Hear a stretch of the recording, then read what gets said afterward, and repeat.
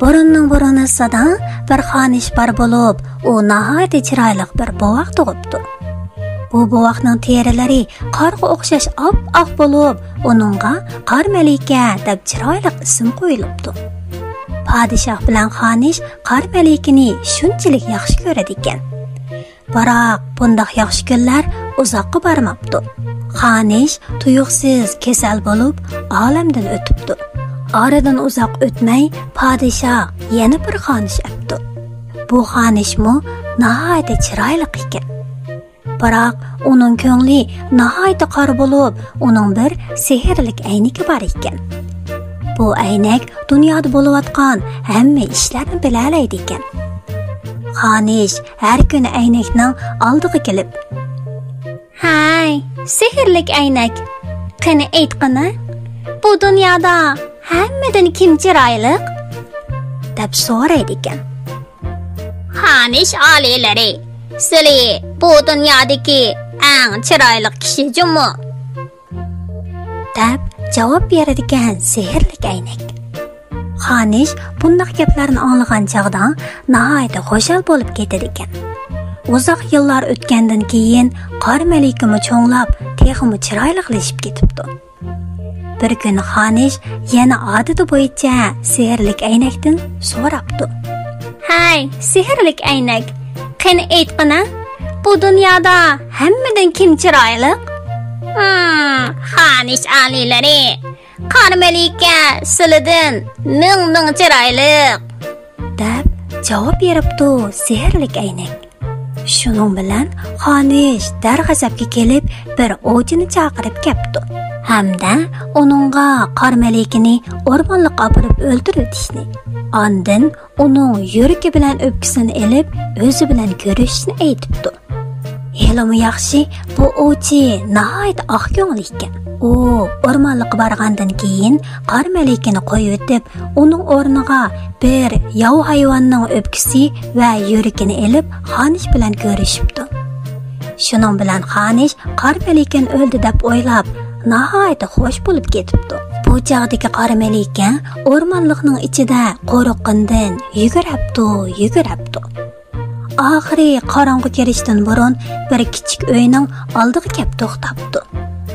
Qor malika shundoq kirib qarasa, uyning o'rtasida bir uzun ustal turg'adak. Ustalda 7 kishilik qochquchilar turg'adak. Tom tarafda bo'lsa 7 tal kichik karvat qo'yuqliq bo'lib, karvatga nihoyat oppoq 7 kirilka solingan ekan. Qor malika ham herib, ham qursiq ichib ketganlikdan ularning taqsidagi yemekliklardan ozroqdan elib yapti. Hamda karvatga yo'linibla uxlab qopdi.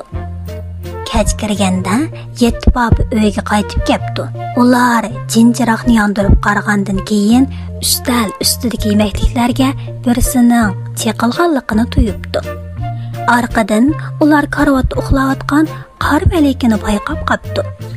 Shuning bilan oradagi bir buvay hammasiga qarab, "Jum turinglar.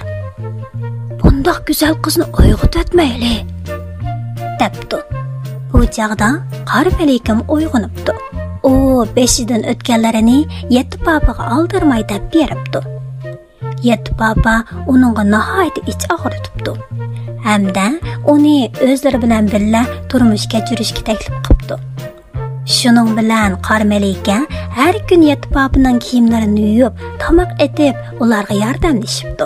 Hamda har kun ularning uylarini pok yig'ishtiribdi. Buni ko'rgan 7 papa nihoyat xush bo'lib ketibdi. Bir kuni xonish yana sehrli aynakdan so'rabdi. "Hay, sehrli aynak, qani aytqina, bu dunyoda hammadan kim chiroyli?" "Xonish oliylari, bu qal'aning ichida sizlar hammadan chiroyli. Biroq bu qal'adan chiqsak, o'rmonlikdagi Qor malika hammadan chiroyli" deb javob beribdi. Buni anglagan xonish ochiqlangandan yerilib ketay debdi. Hamda "Kim mendan chiroyli bo'lsa, men cho'qim shuni yo'qitib o'taman" debdi. Ondan bir olma yasab chiqibdi. bu olmaning yeşil tarafida zahar yo'q, qizil tarafida zahar bor ekan. Shuning bilan Xonish bir mo'may siyoqiga kirib olib, yetti bobining uyining oldiga kelibdi. U qor malikaning dariza oldida turganligini ko'rib, qasdan varqirabdi. Olma sotdiman. Hay qizchaq, bir tal olma elib qo'ysingiz-chi. Qor malika uningga qarab, "Kechiring momo, men olma olmayman" debdi. Buni anglagan Xonish yana uningga qarab, "Bundaq yeyishlik olmani olmamsiz yoki bu olmada zahar borligidan ansirayotamsiz?" Xonish olmaning yeşil tarafini yegandan keyin yana bir qizil tarafini qor malikaga tutib, "Bu yarim olmani sizga sovg'a qilay" debdi. Qor malika yarim olmani qo'liga oldi. Hamda biri tishlashi bilan zaharlanib o'lib ketibdi.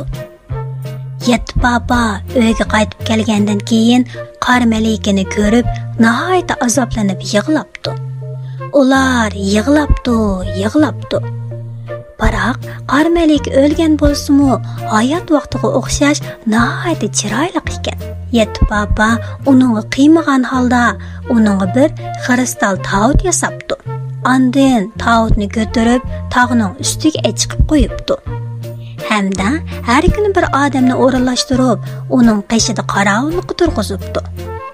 Bir kuni o'rmonlikdan o'tib ketayotgan shahzoda qor malikani bir ko'ribla oshiq bo'lib qopdi. Shuning bilan u yetti babaga bu qizni bek yaxshi ko'rib qolganligini hamda bu qizni o'z qalasiga elib ketkizib borligini aytibdi. Yetti baba shahzodaning samimiy ko'nglini his qilgandan keyin ma'qul bo'ldi. Shuning bilan shahzodaning navkarlari tautni ko'tarib mengibdi. Ular mengibdi. Bir yerga kelganda putlashib tautni daraxtga so'qib o'tibdi. Bu chog'da qor malikaning gelik turib qolgan zaharlik olma chiqib ketibdi. Qor malikamu esiga kelibdi. Shundoq qilib shahzoda bilan malikamu murod maqsadiga yetibdi. Amdi gapni yilqi qor niyatli Xonishdan olsak, umu o'z jazosini tortibdi.